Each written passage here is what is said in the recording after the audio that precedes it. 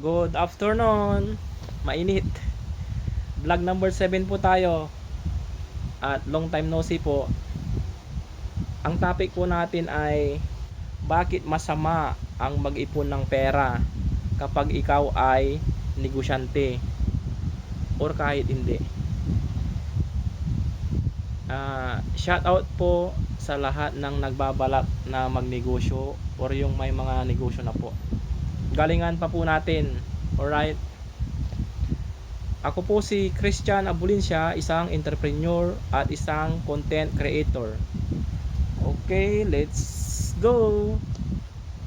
Ito po yung mga dahilan kung bakit masama ang mag-ipon ng pera, lalo na kapag ikaw ay nagninegosyo or negosyante. Una, matutulog lamang ito. Hindi ito maganda. Dapat po yung pera natin binibili,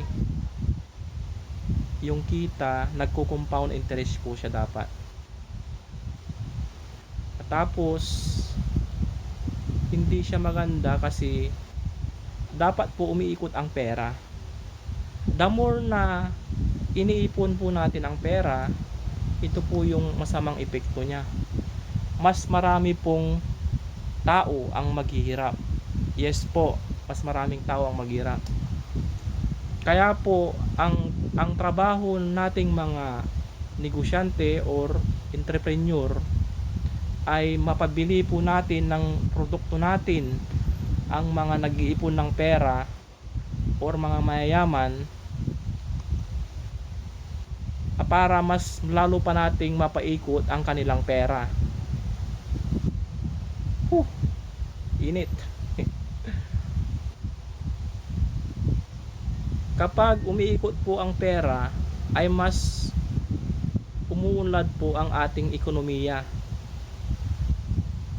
Kaya po nakikiusap po ako na yung mga susunod nating henerasyon, hikayatin po natin silang uturuan na magpaikot po ng pera, hindi po mag-ipon.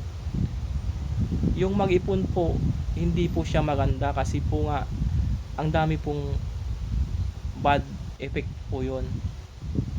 Mas marami pong maghihirap.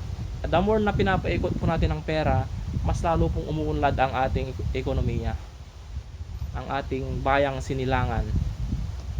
Okay, yan po muna sa ngayon. At kung nakatulong po ako, i-share nyo naman po yung aking video or i-follow ako. Okay? Maraming salamat po. I love you. God bless po. Glory to God. Bye bye.